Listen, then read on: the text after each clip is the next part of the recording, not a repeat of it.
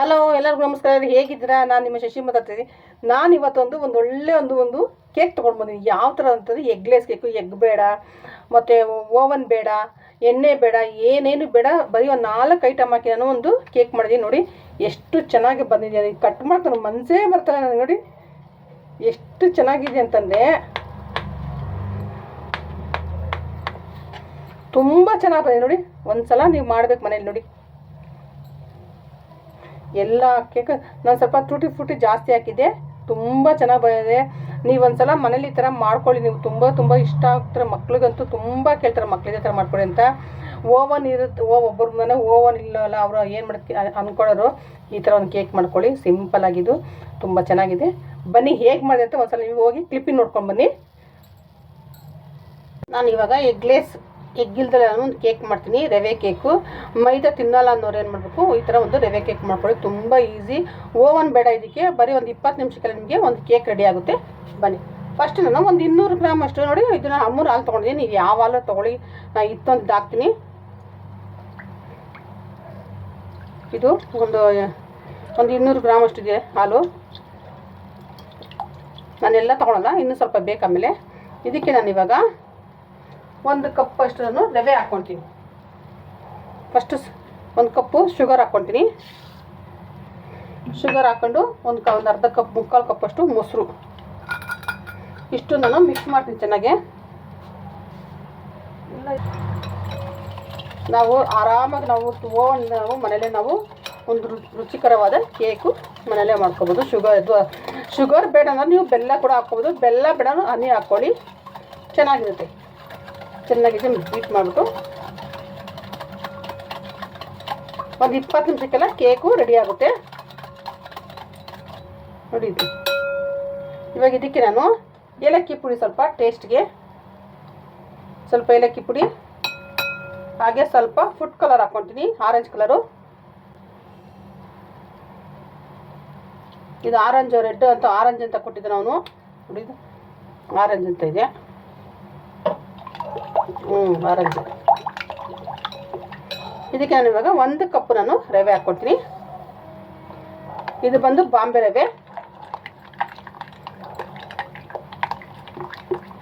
ತುಂಬ ಚೆನ್ನಾಗಿರುತ್ತೆ. ಇದು ಒಂದ್ಸಲ ನೀವು ಟ್ರೈ ಮಾಡಿ.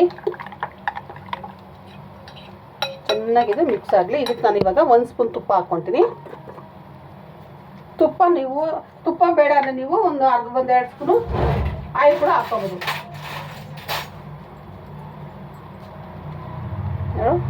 1 ಸ್ಪೂನ್ ಅಷ್ಟು ತುಪ್ಪ, ಇಷ್ಟೇ, ಜಾಸ್ತಿ ಬೇಡ. ಚೆನ್ನಾಗಿ ಇವಾಗ ಎರಡೂ ಮಿಕ್ಸ್ ಮಾಡೋಣ.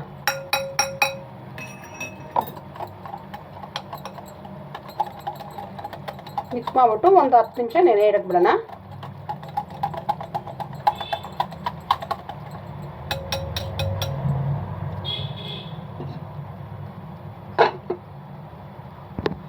ನಿಮಿಷ ಆಗೈತೆ ನೋಡೋಣ. ಇದಕ್ಕೆ ನಾನು ಇವಾಗ ಎಲ್ಲಿಟ್ಟು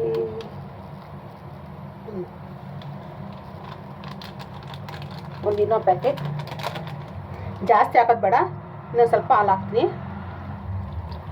ಅವೆಲ್ಲ ಮಿಗಿಸ್ಕೊಳ್ಳೋಲ್ಲ ಆ ಹಾಲು, ಮತ್ತೆ ಎಲ್ಲ ಕಲಿಸ್ಬಿಟ್ಟು ನೀಟಾಗೆ. ನಾನಿವಾಗ ಒಂದು ಮೋಲ್ಡ್ ತೊಗೊಂಡಿದ್ದೀನಿ. ಇದಕ್ಕೆ ಸ್ವಲ್ಪ ಬಟರ್ ಹಚ್ಕೊಂಡಿದ್ದೀನಿ. ಇದು ಬಟರ್ ಶೀಟ್ ಹಾಕ್ಬಿಟ್ಟು ಸ್ವಲ್ಪ ಬಟರ್ ಹಚ್ಚಿದ್ದೀನಿ. ನೋಡಿ ಇದಕ್ಕೆ ಹಾಕ್ತೀನಿ.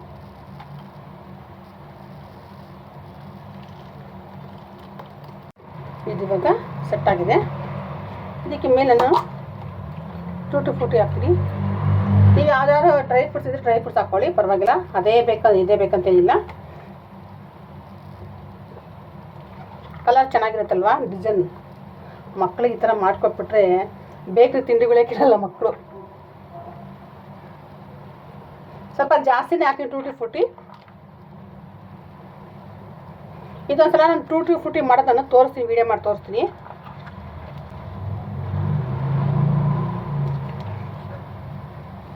ರೆಡಿ ಆಯಿತು. ನಾನು ಸ್ಟವ್ ಮೇಲೆ ಒಂದು ಕಡಾಯಿ ಇಟ್ಕೊಳ್ತೀನಿ. ದಪ್ಪ ತೊಳೆದು ಕಡಾಯಿ ಇಟ್ಕೊಳ್ಳಿ. ಇದಕ್ಕೆ ನಾನು ಒಂದು 2 ಗ್ಲಾಸ್ ಅಷ್ಟು ನೀರು ಹಾಕ್ಕೊಡ್ತೀನಿ. ಜಾಸ್ತಿ ಬೇಡ. ನೋಡಿ ಇದಕ್ಕೆ ಇಟ್ಬಿಟ್ಟು ನಾನು ಇವಾಗ ಒಂದು ಲಿಡ್ ಕ್ಲೋಸ್ ಮಾಡ್ತೀನಿ.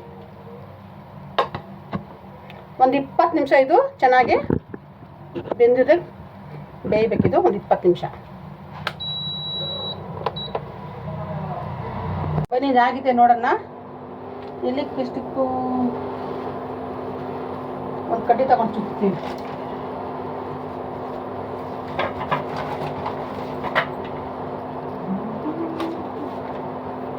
ಈ ಥರ ಒಂದು ಸ್ಟಿಕ್ ತಗೊಳ್ಳಿ ನೋಡಿ, ಎಷ್ಟು ಚೆನ್ನಾಗಿದೆ ನೋಡಿ. ಇದು ರೆಡಿ ಆಯಿತು. ಸ್ವಲ್ಪ ಇದು ತಣ್ಣಗಾಗಲಿ. ಚೆನ್ನಾಗಿ ಬಂದಿದೆ. ಇದಕ್ಕೆ ಮೊಟ್ಟೆ ಬೇಡ, ಎಣ್ಣೆ ಬೇಡ, ಮತ್ತು ಇನ್ನೊಂದು ಗೋಧಿ ಮೈದಾ ಬೇಡ, ಏನೇನು ಇಲ್ದಲೇ ಒಂದು ಸಿಂಪಲಾಗಂತ ರವೆ ಕೇಕ್ ಮಾಡಿ ನೋಡಿ. ಇದೇನು ಗೊತ್ತಾ, ಮೊಟ್ಟೆ ತಿಂದವ್ರಿಗೆ, ನಾನ್ ವೆಜ್ ತಿಂದವ್ರಿಗೆ ತಿನ್ಬೋದು, ತುಂಬ ಒಳ್ಳೆಯದಿದು. ಅದಕ್ಕೆ ಮಾಡಿ ನೋಡಿ ಎಷ್ಟು ಚೆನ್ನಾಗಿ ಬಂದಿದೆ. ಈಗ ಒಂದು ಪ್ಲೇಟ್ ಇಟ್ಕೊಂಡಿದ್ದೀನಿ, ಆಡಿಸಿ. ತುಂಬ ಚೆನ್ನಾಗಿ ಬಂದಿದೆ. ಸ್ವಲ್ಪ ಇದು ಹಾಕ್ಬಿಟ್ರೆ ಸಾಕು ನೋಡಿ, ಎಲ್ಲ ಏನಾಗಿಲ್ಲ ನೋಡ್ರಿ.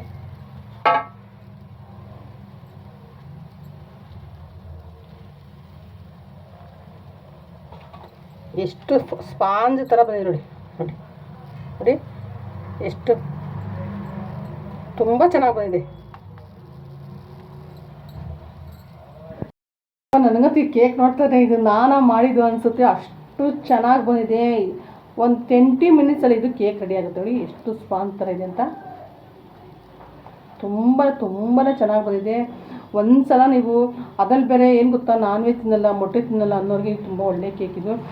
ನನ್ನ ಮಗಳು ಬೇಕ್ರಿ ಅಂತ ತಂದ್ಕೊಡ್ತೀನಿ, ಅಯ್ಯೋ ಮೊಟ್ಟೆ ಹಾಕಿದ್ರೆ ಮತ್ತು ಈ ಥರ ಕೊಟ್ಟರೆ ತಿಂತಾರೆ, ಅದಕ್ಕೆ ಅವಳಿಗೋಸ್ಕರ ಇದು ಮಾಡಿದ್ದೀನಿ. ಬಾಲ್ ಇಟ್ಟಂಗೆ ಏನು ಪರಿಮಾಣ ನೋಡಿ. ಅದು ಏಲಕ್ಕಿದು, ಈ ಟೂಟಿ ಫ್ರೂಟಿದು ತುಂಬ ಕರೆಕ್ಟಾಗಿ ಸ್ವೀಟ್ ಅಂತ. ಬೆಲ್ಲ ಸಕ್ಕರೆ ತಿನ್ನಲ್ಲ ಅಂದರೂ ಕೂಡ ನೀವು ಬೆಲ್ಲದ ಪೌಡ್ರ್ ಹಾಕೋಬೋದು, ಅದು ಕೂಡ ಚೆನ್ನಾಗಿದೆ. ಅದು ಬೇಡ ಅಂದ್ರೆ ನೀವು ಹನಿ ಹಾಕ್ಕೋಬೋದು.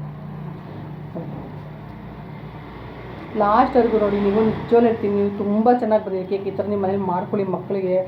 ಮಕ್ಕಳಿಗೆ ನಾವೇ ತಿನ್ಬೇಕು ಅನ್ಸುತ್ತೆ, ಅದಕ್ಕೋಸ್ಕರ ನೋಡಿ. ನಮ್ಮ ಮನೆಗೆ ಯಾವ ಮಕ್ಕಳಿಲ್ಲ, ನಾನು ನನ್ನ ಮಗಳೇ ಇಬ್ಬರು ಮಕ್ಕಳು, ನಾವೇ ತಿನ್ಬೇಕು ಅನ್ಸೋದಕ್ಕೆ ನಾನೇ ಮಾಡಿ ನೋಡಿ. ತುಂಬ ಇಷ್ಟ ಆಯ್ತು ನನಗಂತೂ. ಚೆನ್ನಾಗಿದೆ. ನನಗೆ ಒಂದು ಲೈಕ್ ಮಾಡಿ, ಹಾಗೆ ಶೇರ್ ಮಾಡಿ, ಕಮೆಂಟ್ ಮಾಡಿ.